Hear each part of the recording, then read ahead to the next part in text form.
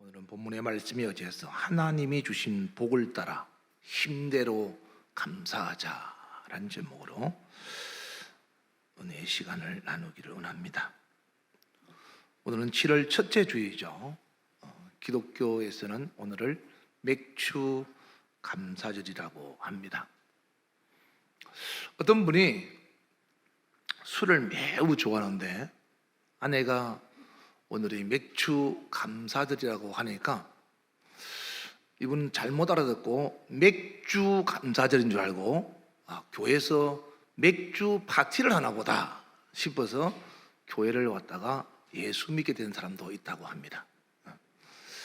보리로 술을 만드는 맥주 감사절이 아니고 보리를 거두어서 하나님께 수확에 대해서 감사하는 맥주 감사절입니다. 추수를 했다 이 말이에요. 보리맥, 추수할 추. 보리를 거두어서 하나님께 첫 열매로 하나님께 감사를 드리는 날이다. 오래전에 미시간 호수에 배 한 척이 침몰이 됐는데 그 광경을 보고 있던 노스웨스트 대학의 학생 한 명이 그 물에 뛰어들어서 물속에 빠져있는 사람 23명을 구했다고 합니다. 그리고 세월이 지나서 어느 날 토레이 목사님이 설교 시간에 이 용기 있는 학생의 태도에 대해서 설교 시간에 예화를 들었는데 마침 그 자리에 옛날에 학생으로서 그 23명을 구했던 그 학생이 노인이 되어서 백발의 노인이 되어서 그 자리에 앉아 있었던 겁니다. 그래서 토레이 목사님이 그 할아버지를 찾아가서 그 당시에 가장 감명 깊었던 것이 무엇이냐고 물어봤더니 그 할아버지가 하시는 말씀이 목숨을 건져준 23명 중에 아무도 자기에게 고맙다는 인사를 안 했다는 것이 감명 깊었다라고 말했답니다. 사람은 이렇게 은혜를 모르고 살아가는 사람이 참 많습니다. 은혜를 받고도 감사할 줄 모르는 사람들, 하나님은 그런 사람이 되지 말라고 성경에 감사절기를 아예 하나님의 법으로 제정해서 오늘 본문의 말씀처럼 1년 3번 하나님께 감사하는 절기를 통해서 하나님이 우리에게 무엇을 하셨는지를 기억하라고 말씀하시는 겁니다. 맥주절은 교회에서 제정한 교회법도 아니고 또 세상에서 만들어진 세상법도 아니고 성경의 출애굽기 23장 16절에 보시면 맥주절을 지키라라고 하나님이 말씀하신 겁니다. 그리고 뒤에 보면 수장절을 지켜라. 수장절은 추수감사절이죠. 맥주절을 지키라. 지키라는 것은 지켜서면 좋겠다라는 것이 아니고 지키라라고 하는 것은 명령입니다. 맥주절을 지키라. 수장절을 지키라라고 하는 것은 하나님이 명령하셨다라는 거죠. 그래서 우리는 이 맥주절에 하나님께서 그동안 나에게 무엇을 하셨고 어떻게 나에게 하나님이 개입하셔서 내가 오늘 여기까지 왔는가라는 것을 돌아보고 하나님께 감사를 표현하는 날입니다. 감사는 자신이 느낀 것에 대해서 감동을 따라서 하나님께 마음을 표시하는 거죠. 이 맥주절과 추수감사절은 기독교에서 대표적인 감사절입니다. 우리나라에서 지내는 추석과 설은 우리나라 국민들에게 매우 중요한 명절이듯이 우리는 이 추수감사절과 맥주절이 하나님의 은혜 가운데서 살아가는 믿음의 사람으로서 설과 추석보다 훨씬 더 중요한 매우 중요한 감사절기인 겁니다. 설과 추석 때 되면 전에 제가 예수 믿기 전에는 제사를 지낼 때 돈 많이 들더라고요. 제사 때마다 생선 사고 과일 사고 뭐 사고 해가지고 돈 많이 들었어요. 죽은 조상에게도 감사하는 마음으로 그 제사를 드리기 위해서 그렇게 많은 돌을 드리면서 제사를 드리는데, 살아계신 하나님 앞에 우리가 하나님의 크신 은혜를 받고도 하나님께 드리는 감사는 언제나 인색하고 빈약하다 이 말. 여러분들이 정말로 하나님이 주신 은혜를 알고 죽은 조상이 우리를 보살피는 것이 아니라 살아계신 하나님이 함께 하셔서 내가 오늘까지 있다는 사실에 감사함으로 드리는 감사는 추석과 설보다 훨씬 더 중요하다는 것을 여러분은 잊지 마시기를 주의 이름으로 축원합니다.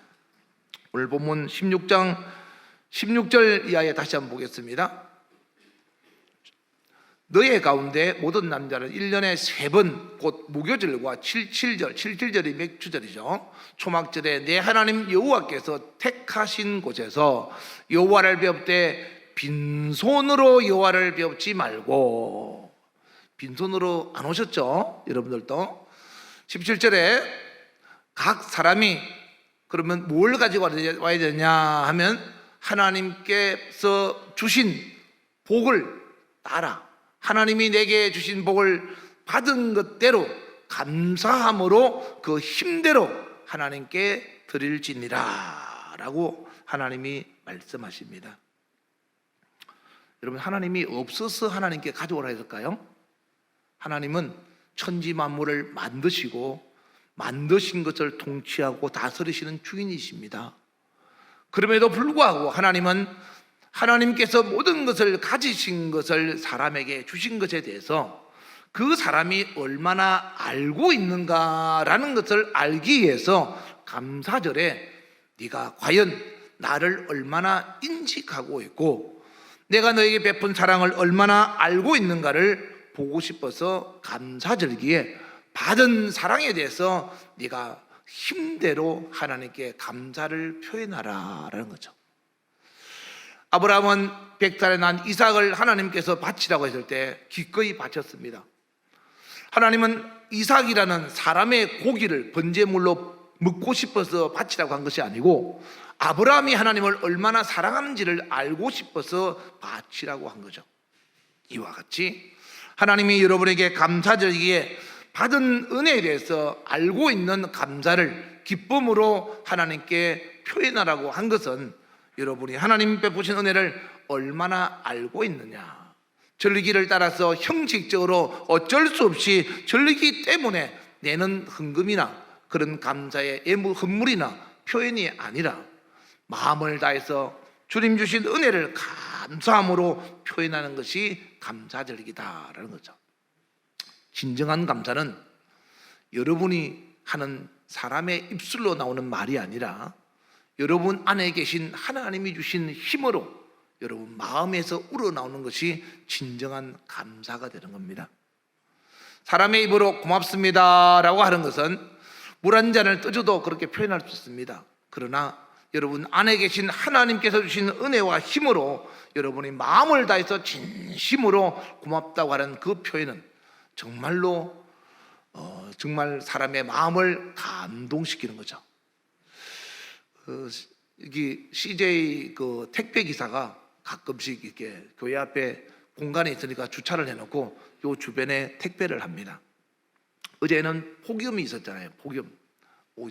그제예요. 그저께구나. 그저께 폭염이 있었는데 폭염주의보가 이렇게 문자에 왔었어요. 근데 창밖을 보니까 택배 기사님이 내려가지고 땀을 펄펄 흘리면서 택배를 하더라고요. 그래서 무엇을 드릴까라고 생각하다가 얼른 내려가서 커피 내리는 믹서기 내리는데 이 기계가 말을 안 들어가지고 내가 어떻게 하는지를 모르겠더라고. 재현이가 없어가지고 어떻게 하는지 몰라가지고 아무리 눌러도 얼음은 컵에 넣어놨는데 커피가 안 나오는 거야. 빨간 물이 들어와 있고 그렇더라고요. 그래서 나중에 알고 물어봤더니 커피 그 재료가 위에 없어서 그렇다고 재료를 넣어야 된다고 그러더라고. 재료를 넣으려고 내가 재료가 없나 싶었는데 재료 넣는 이 곳을 내가 찾을 수가 없더라고요. 찾을 수가 없었어요. 그래서 결국 내가 못했어요. 근데 이건 택배 기사가 가면 어떻게 하나 창밖을 보면서 하다가 아직도 차가 있길래 어떻게 하나 하다가 얼음을 넣어놨고 그래서 얼음에다가 냉수를 그냥 잔뜩 부어가지고 시원한 냉수를 한 컵 가져가서 기사님 수고하십니다. 이거라도 내가 커피를 내려고 했는데 커피 기계가 고장이 나가지고 제가 할 줄을 몰라가지고 이게 냉수를 가져왔습니다. 그랬더니 얼마나 감사한지 얼음 냉수 한 잔이 그렇게 고마워할지 몰라요. 사람은요, 그 내가 주는 그 마음과 표현이 비록 냉수 한 잔이지만 그 사람은 그렇게 감사를 하는 거예요. 이와 같이 우리가 살아가면서 하나님께서 우리에게 주신 것에 대해서 우리가 하나님 앞에 진심으로 감사를 표현할 때 하나님은 더 좋은 것을 주고 싶은 거예요. 내가 그분을 보면서요, 다음번에 오면 꼭 그 피를 제대로 내려서 드려야 되겠다 생각이 들더라고. 지난번에도 드렸거든요. 가끔씩 드립니다. 날씨가 더운데 그렇게 고생을 보면서 물론 자기 돈 벌기 사는 거죠. 그러나 그렇게 수고하는 그의 수고의 손길이 우리는 편하게 또 물건을 받을 수 있지 않냐 이 말이에요. 그래서 지나가는 사람이지만 우리와 상관없지만 그렇게 베푸는 손길 속에 그가 사랑을 느끼고 감사를 표현하더라 이 말이에요. 그런데 우리는 하나님의 자녀로서 하나님께서 날 돌보시고 아침에 눈 떠서 살아있으면 하나님이 오늘 또 어젯밤에 데려가지 않고 살려주셔서 감사하구나 하고 감사로 시작하는 복된 하루가 되어야 되는데, 어제와 오늘 당연히 똑같을 거라고 생각하고 감사를 잊어버리고 살아가는 사람은 하나님 앞에서 합당하지 못한 믿음의 삶을 살고 있다 이 말. 물론 그 사람은 믿음의 삶이 아니겠죠. 하나님은 저와 여러분을 위해서 아들까지도 희생하면서 우리에게 사랑을 표현하셨습니다. 로마서 5장 8절에는 이 사실을 그렇게 표현하고 있죠. 우리가 하나님을 알지 못하는 아직 죄인 되어 있을 때 하나님은 우리를 살리기 위해서 그 아들을 죽이심으로 말미암아 하나님의 사랑을 표현하였다, 확실하게 증명하였다. 여러분은 하나님 앞에 어떤 표현으로 하나님께 감사를 표현하고 증명하시겠습니까? 하나님은 이렇게 우리에게 큰 사랑을 베푸시고 우리에게 요구하는 요구사항이 있습니다. 첫 번째가 뭔가 하면 신명기 10장 12절에 보시면 하나님을 경외하고 사랑하는 것입니다. 하나님께서 큰 것을 요구하는 것도 아니고 내가 내 아들을 죽여서 너를 살렸으니 너는 나를 경외하고 사랑하는 사람이 되었기를 원한다 라는 거죠. 하나님을 경외하고 하나님을 사랑하는 것은 어떻게 보면 굉장히 독재자 같은 말씀이죠. 물론 성경은 독재자입니다. 독재자의 명령입니다. 하나님은 독재자 중에서도 독재자이십니다. 믿으면 천국, 안 믿으면 지옥이라고 말씀하시니까요. 그런 독재가 어디 있습니까? 그런데 우리는 하나님을 보고 독재자라고 하지 않는 이유는 하나님이 그렇게 말씀하시는 독재가 하나님을 위한 것이 아니고 나를 위한 독재다 이 말. 인간의 독재자는 자기를 위한 독재를 하지만 하나님의 독재는 하나님을 위한 것이 아니고 독재당하는 우리를 위해서 말씀하시기 때문에 우리는 독재라고 말하지 않고 사랑이라고 표현하는 겁니다. 그러므로 하나님께서 우리에게 하나님을 경외하고 사랑하라고 말씀하시는 것은 하나님의 사랑 속에 우리가 늘 거하기를 원해서 말씀하시는 거예요. 예수님이 이 땅에 오셨을 때도 마태복음 22장 37절 이하에 보시면 예수님께서 마음을 다하고 뜻을 다하고 목숨을 다해서 하나님을 사랑하라. 그것이 38절에는 첫 번째 되는 계명이요 라고 했어요. 첫 번째로 지켜야 될 것이 바로 하나님을 사랑하는 거예요. 하나님이 아들을 주시면서까지 우리를 살리시고 난 다음에 하나님의 첫 번째 요구사항은 하나님을 경외하고 하나님을 사랑하는 겁니다. 두 번째 하나님의 요구사항은 신명기 10장 13절 이하에 보시면 이러한 것은 우리의 행복을 위해서 하나님의 계명과 규례를 지키는 것이 바로 우리를 향한 하나님의 요구사항이라는 겁니다. 첫 번째는 하나님을 경외하고 사랑하는 것이요, 두 번째는 하나님의 말씀을 듣고 순종하는 것이다 라는 거죠. 성경은 하나님의 사랑으로 도배가 되어 있는 책입니다. 그럼 우리는 성경 속에 무엇을 발견해야겠습니까? 하나님의 사랑을 발견되게 되겠죠? 그러면 우리도 하나님을 사랑합니다라고 표현하지만 그 사랑을 어떻게 표현하느냐라고 하는 것은 하나님의 말씀을 듣고 순종하는 것이 사랑의 표현이다라는 거죠.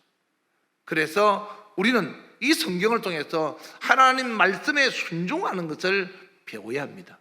이스라엘 민족이 광야에 나와서 40년 동안 출애굽은 이후에 가나안 땅에 들어갈 때까지 광야 40년 동안 광야 학교에서 배웠던 것은 하나님 앞에 드리는 예배와 하나님 말씀에 순종하는 두 가지를 배운 겁니다.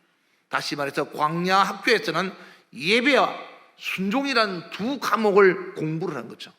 그 과정이 끝난 다음에 드디어 가나안 땅에 들어갔던 것처럼 저와 여러분은 하나님께 드리는 예배와 인생의 광야에서 하나님께 드리는 예배를 통해서 하나님 말씀을 듣고 순종하는 것을 배워서 천국의 문을 열고 천국에 들어가야 하는 것이 바로 우리의 신앙생활이라는 것을 잊지 마시기를 주의 이름으로 축원합니다. 신명기 30장 16절 보시면 내가 오늘 너에게 명령하여 내 하나님 여호와를 사랑하고 그 모든 길로 행하며 그의 명령과 규례와 법도를 지키라 하는 것이 아니냐라고 했습니다. 우리가 하나님께 감사하는 것, 여러분이 사람 앞에 감사할 때도 간단한 것은 고맙습니다, 감사합니다 라고 할 수 있습니다. 그러나 한 번의 인사로 끝날 수 있는 것도 있지만은 사랑의 크기가 클수록 늘 잊지 않고 살해하며 감사해야 될 것도 있습니다. 하나님의 은혜에 대한 감사를 모른다는 것은 마치 금망증 환자가 자기의 장롱에 금은 보물을, 엄청난 보물을 잔뜩 넣어놓고 그것이 보물인 줄 모르고 그리고 가난하게 사는 것과 같다라는 거죠. 감사를 모르는 것은 바로 이와 같은 겁니다.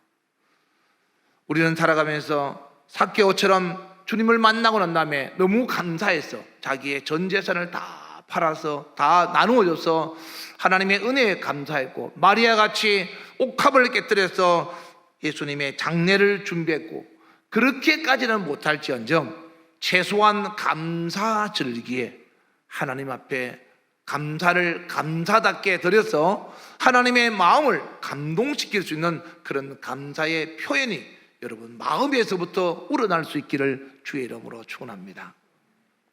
히스기야는 하나님의 은혜 가운데서 죽을 병에서 15년을 더 살았습니다.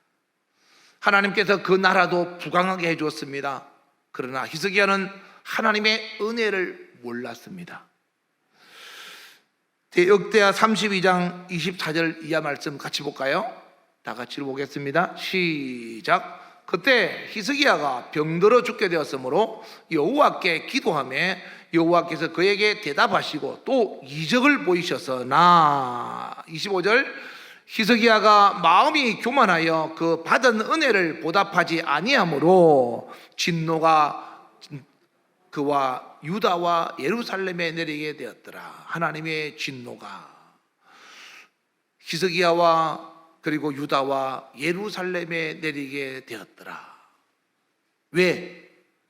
하나님이 주신 은혜를 보답하지 않고 감사를 몰랐기 때문에. 다시 말해서 감사를 모르는 자는 하나님 앞에서 교만한 자다라는 것을 성경이 말씀하고 있는 겁니다. 여러분들은 하나님 앞에 언제나 겸손한 자가 되어서 은혜를 늘 느끼며 살아가는 하나님의 사람 되시기를 주의 이름으로 축원합니다. 어떤 사람이 교회를 나와서 목사님에게 이렇게 물었습니다. 목사님, 왜 구약 때는 하나님이 큰 이적을 많이 베푸셨잖아요. 모세를 통해서 10가지의 재앙도 내리시고, 그리고 엘리야를 통해서도, 엘리사를 통해서도, 그리고 성경에 수많은 이적들이 있는데 지금도 하나님께서 그렇게 이적을 베푸시면 수많은 사람들이 교회로 몰려와서 예수를 믿을 텐데 왜 하나님께서 이적을 베풀지 않은지 모르겠어요. 하나님은 왜 지금은 기적을 베풀지 않습니까? 라고 물었습니다. 목사님이 뭐라고 말씀하셨을까요? 아닙니다. 하나님은 지금도 수많은 이적을 매일같이 모든 사람에게 행하십니다. 그런데 사람들이 너무 바쁘다 보니까 하나님의 은혜를, 하나님이 내리는 은총을 알지 못하는 겁니다. 하나님의 기적을 눈으로 볼 수 없는 겁니다 라고 말하는 겁니다. 여러분, 어떤 사람이 성경을 읽고 싶어서 갑자기 성경을 읽고 싶은 마음이 생겼습니다. 그래서 성경을 좀 읽어야 되겠다라고 생각하는데 갑자기 해야 될 일이 생각나는 겁니다. 그래서 그 일을 하고 성경을 읽어야 되겠다라고 생각하니까 그 일이 끝나고 나니까 또 누군가 만나야 될 사람이 생긴 건 생각납니다. 그래, 그 만나고 난 다음에 성경을 읽어야 되겠다 생각하고, 누군가를 만나고 나니까 자기 집에 다른 자녀 문제가 생긴 겁니다. 그래서 자녀 문제가 해결하고 성경을 읽어야 되겠다 했는데 하고 보니까 하루가 지난 겁니다. 그래서 오늘 피곤하니까 내일 읽어야지 라고 하는데 마귀는 그 뒤에서 오늘 또 내가 성공했다 라고 하더라고요. 그 사람이 그렇게 움직였던 것은 그 사람이 한 것 같지만 4차원의 세계 속에 있는 영적인 악한 존재가 그의 삶을 하나님 앞에서 멀어지게 만들었다는, 성경을 읽어야 되겠다라고 하는 마음이 생기면 그 순간 성경을 읽고 다른 것을 해야 하는 겁니다. 여러분 살아가면서 여러분 삶 가운데 이 모양 저 모양으로 나타나는 수많은 기쁨과 감사의 일들은 하나님께서 일하고 계심에도 불구하고 여러분 그 일을 하나님이 뒤에서 조정하고 있다는 사실을 모르고 있는 겁니다. 그래서 감사에 인색한 겁니다. 내가 했는데, 내가 아침부터 밤늦게까지 일하고 수고하고 땀 흘리고 이랬는데 왜 내가 하나님께 감사해야 돼? 내가 했는데. 성경은 신명기 8장 17절 이하에 보면 내가 돈을, 하나님께서 주신 돈을 네가 모을 수 있는 힘을 주신 것도 하나님이 하셨다라고 말씀하는 겁니다. 여러분, 아까도 말씀드렸지만 아침에 눈 떠서 살아있으면 그 하나님의 은혜입니다. 밤새 안녕하셨습니까? 라는 이야기가 옛날 사람들의 인사였습니다. 밤에 잘 잤는데 아침에 눈을 떠보니 죽어 있는 사람. 우리는 살아가면서 매 순간마다 하나님의 은혜를 경험하면서도 그 하나님께 감사를 잊어버리고 늘 입에는 내 뜻대로 되지 않는다고 불평과 불만과 원망 속에서 살아가는 자신의 인생을 비패하게 만든 사람이 얼마나 많은지 모릅니다. 오늘 저와 여러분은 그런 사람이 되지 않기를 주의 이름으로 축원합니다. 성경은 데살로니가전서 5장 18절에 범사에 감사하라, 맥추절을 지켜라, 범사에 감사하라, 다 하나님이 명령하시는 겁니다. 직장에서 상관의 명령은 받으면서, 남자들은 군대 가서 군대의 상관의 명령은 받아서 복종하면서, 왜 하나님의 말씀에 대해서는 복종하지 않고 하나님의 말씀과 상관없이 범사 모든 일에 감사하기는 그냥 불평하고 불만하고 그렇게 원망하고 살아야 될까요? 하나님의 말씀을 무시하는 겁니다. 하나님의 말씀을 무시하는 것은 사무엘상 15장에 보면 하나님을 무시하는 거라고 했습니다. 그러므로 여러분은 하나님을 무시하지 말고 하나님 앞에서 하나님이 명령하신 범사에 감사하는 것을 생활화되어서 여러분의 삶에 항상 감사가 넘쳐나기를 주의 이름으로 축원합니다. 일본의 작은 마을에 도쿠나가라고 하는 아주 가난하게 사는 사람이 있었습니다. 실제로 있었던 사람이에요. 이 도쿠나가가 너무나 가난해서 먹을 양식조차 없었습니다. 어느 날 쌀집에 있는 쌀집 주인이 이 도쿠나가에게 쌀 4마리를 외상으로 줬습니다. 네가 돈이 생기거든 갚아라.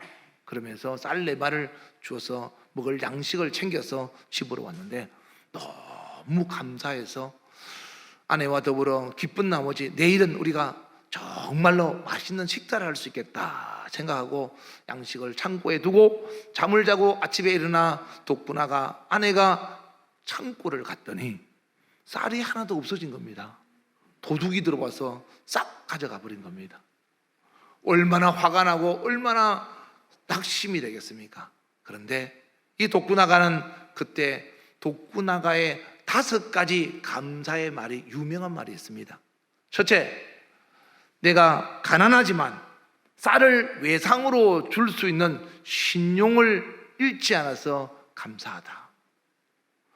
내가 가난하지만 쌀을 외상으로 줄 만큼 신용이 있다는 것에 감사하고, 둘째는 외상으로 사온 물건이지만 남의 것이 아닌 내 것을 도둑맞은 것이 감사하고, 세 번째, 도둑질하는 사람도 있는데 나는 도둑질하지 않는 것이 감사하고, 네 번째, 육의 양식은 도둑맞았지만 영의 양식은 도둑맞지 않은 것이 감사하고, 다섯 번째, 육의 양식을 도둑맞음으로 영의 양식을 도둑맞을까 주의하게 된 것에 감사합니다 라고 했습니다. 이 독구나가의 5가지 감사는 유명한 감사의 이야기입니다. 사랑하는 여러분, 여러분은 감사할 것이 없습니까? 감사가 생각이 나지 않고 전혀 느껴지지 않습니까? 어떤 목사님이 식당에 가서 종업원에게 전도를 했습니다. 예수 믿고 천국 갑시다. 어떻게 예수를 믿나요? 예수님이 나의 구주임을 영접하고 하나님 말씀대로 살지 못한 것을 회개하며 그러면 구원을 얻었습니다. 그리고 몇 달 있다가 그 가게를 다시 갔더니 이 종업원이 하는 말이, 목사님, 제가 예수를 믿어보려고 했는데 예수님이 누군지도 잘 모르겠고 또 내가 무엇을 회개해야 될지도 잘 모르겠습니다. 어떻게 하면 좋겠습니까? 라고 말했더니 목사님이 이렇게 말했다고 합니다. 그러면 회개하지 마십시오. 회개하지 마시고 이렇게 한번 기도해 보십시오. 하나님, 나는 하나님을 잘 모릅니다. 그렇지만 하나님께서 나에게 은혜를 주셔서 내가 누구인지를, 내가 어떤 사람인지를 나를 볼 수 있는 눈을 열어주십시오. 이렇게 기도하라고 했다고 합니다. 그랬더니 몇 달 뒤에 가니 그 사람이 정말로 훌륭한 크리스찬이 되어 있더랍니다. 여러분은 회개라는 단어 때문에 혹시 너무 복잡하게 생각하지는 않습니까? 여러분이 하나님 앞에서 어떤 사람인가를 먼저 한번 여러분 자신을 바라볼 수 있기를 바랍니다. 하나님, 내가 하나님 앞에 어떤 사람입니까? 바울은 하나님 앞에 죄인이었습니다. 교회를 잔멸하고, 사도행전 8장 3절에 보면 교회를 잔멸하고 그리고 집안에 들어가서 믿는 사람들을 끌어다가 감옥에 집어넣었던 아주 악행을 행하던 그런 사울이라는 이름을 가지고 있던 사람이었습니다. 그런데 그 바울이 하나님의 은혜 가운데서 지기한 일꾼이 되었습니다. 나를 충성되이 여겨서 내게 직분을 주셨으니 하나님께 감사하다고 했습니다. 다윗은 길가에 양들을 치는 목동이었습니다. 들판에서 양들을 먹이고 양들을 몰고 다니는 아주 단순한 시골 촌뜨기였습니다. 그런데 하나님은 다윗을 기름을 부어서 이스라엘 민족의 왕으로 세웠습니다. 다윗이 하나님께 너무 감사해서 사무엘하 7장 16절 이하에 보시면 내가 누구이며 내 집이 무엇이간데 나를 여기에까지 이렇게까지 하셨나이까 하고 감사했습니다. 사랑하는 여러분, 여러분이 오늘까지 살아있는 것도 하나님께 감사할 것이요, 여러분이 태어날 때 아무것도 없이 빈몸으로 태어났지만 여러분은 지금 옷을 입고 있고 신발을 신고 있고 손에 가락지를 끼고 있고 목에 목걸이를 차고 있는 그 자체도 하나님 주신 은혜요, 감사라는 것을 잊지 말아야 합니다. 돌아가실 때는 아무것도 가져가지 못하지만 여러분이 이 땅에 살아있을 때 하나님께 감사함으로 하나님과의 관계가 올바르게 형성되어 있기를 주의 이름으로 축원합니다. 이스라엘 민족은 그 크신 하나님의 은혜를 받고도 감사를 잊어버릴 때 하나님은 시편 기자를 통하여 시편 50편 20절 22절 이하에 보시면 하나님을 잊어버린 너희여, 인간의 죄는 하나님의 은혜를 잊어버리면서부터 시작됩니다. 하나님의 은혜를 잊어버리지 않는 사람은 절대로 죄악에 빠지지 않습니다. 여러분, 남편과 아내가 진정한 사랑으로 충만할 때, 내 아내가 나를 사랑하고 내가 내 아내를, 남편을 사랑하고 사랑이 충만하고 그 사랑을 알 때 절대로 다른 길로 가지 않습니다. 그러나 그 사랑을 알지 못하고 그 사랑을 잊어버릴 때 다른 길로 가게 됩니다. 이와 같이 우리가 하나님의 사랑을 알지 못하고 하나님을 잊어버리면 결국 우리는 다른 길로 갈 수밖에 없는 겁니다. 그것을 죄라고 말하는 겁니다. 하나님을 잊어버린 너희여, 내가 너희를 찢어버리니 건질 자가 없으리라. 얼마나 무섭게 표현했습니까? 여러분, 사람이 무슨 말을 하면 너 입을 확 찢어버릴 거야, 이런 말 하면 듣기가 엄청 거북하죠. 정말로 듣기 기분 나쁩니다. 그런데 하나님께서 말씀하기를 내가 너희를 찢어버리겠다. 아무도 너희를 구해줄 자가 없으리라.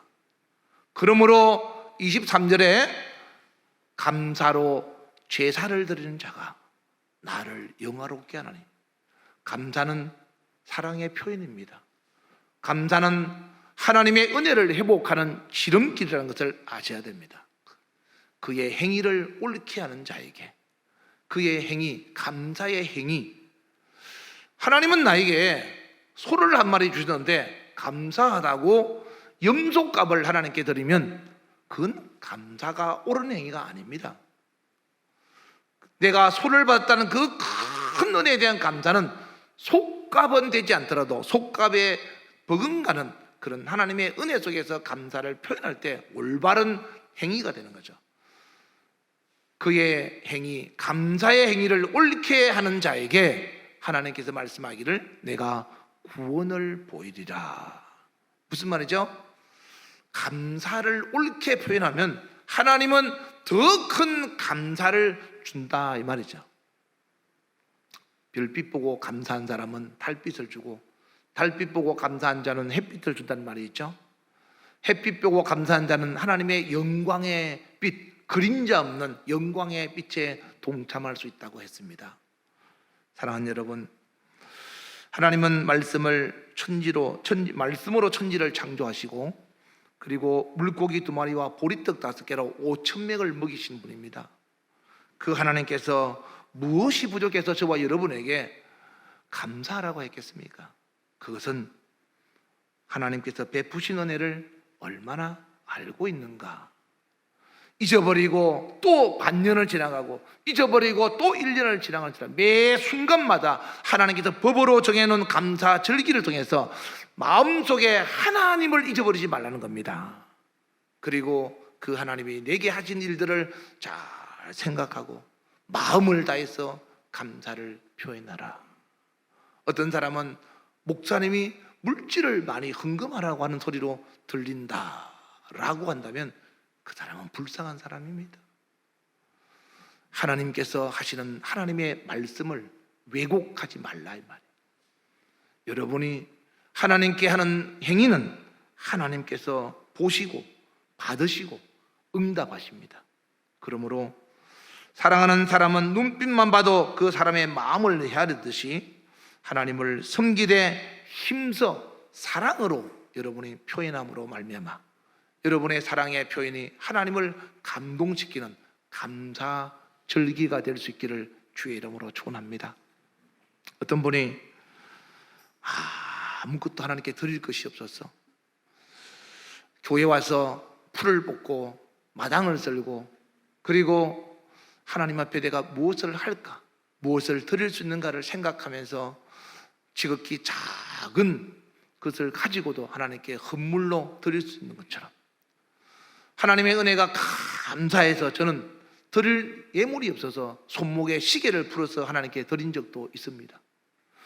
손목에 손가락에 반지를 뽑아서 하나님께 드린 적도 있습니다. 가진 것이 없으니까, 드릴 것이 없으니까, 그래도 감사하니까 뭐라도 표현하고 싶어서 그렇게 해본 저도 집사의 시절이 있었습니다.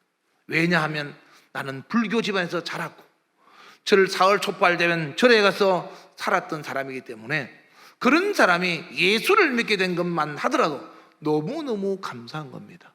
하나님의 아들을 죽이신 그 십자가의 사랑으로 말미암아 내가 영생의 길로 초대받았다는 사실이 이루 말할 수 없는 감사였고, 내가 목사가 된다는 것은 생각도 못했지만 하나님의 은혜가 돼서 다시 이렇게 부르심 속에서 일할 수 있는 것도 더없이 감사한 거죠. 지금 저와 여러분이 하나님께 뭔가를, 내가 큰 사업장이 성공하고 죽어가던 사람이 다시 살아나는 것이 없다 할지라도 이미 받은 구원의 길과 그리고 하나님 앞에 갔을 때 누릴 수 있는 영원한 축복을 생각하면 여러분은 충분히 지금도 모든 것을 다 바쳐서 감사하고도 남는 조건을 가진 사람들이라는 것을 잊지 마시기를 바랍니다. 그래서 범사에 하나님 앞에서 지극히 작은 것도 감사하면서 남편의 실수도, 아내의 실수도, 자식의 실수도, 부모의 실수도 여러분의 삶 가운데 불평과 불만과 원망보다 먼저 남아있는 것에, 할 수 있는 것에 감사하면서 아름답게 그 환경을 잘 극복해서 늘 감사가 생활화되는 하나님의 멋진 믿음의 사람이 되시기를 주의 이름으로 축원합니다. 축원합니다. 우리 주여 한번 부르고 간절한 마음으로 하나님, 그동안 하나님의 은혜에 대한 감사를 잊어버리고 살았습니다. 크고 작은 하나님의 기적이 언제나 매일같이 내게 있었지만 나는 그것을 볼 수 있는 눈이 없었습니다. 바쁘다 보니까 그 하나님의 크신 은혜를 잊어버리고 감사를 모르고 살았던 나, 오늘 내 모습을 하나님 앞에서 살펴보니 참으로 초라하고 안타깝습니다. 주님, 다시 하나님의 은혜 속에서 감사를 통해 하나님과의 관계가 회복되어지기를 원합니다. 주님 감사합니다. 주님 사랑합니다. 주님 주신 은혜 늘 감사하며 믿음으로 살겠습니다. 우리 주여 부르고 간절한 마음으로 기도하겠습니다. 주여.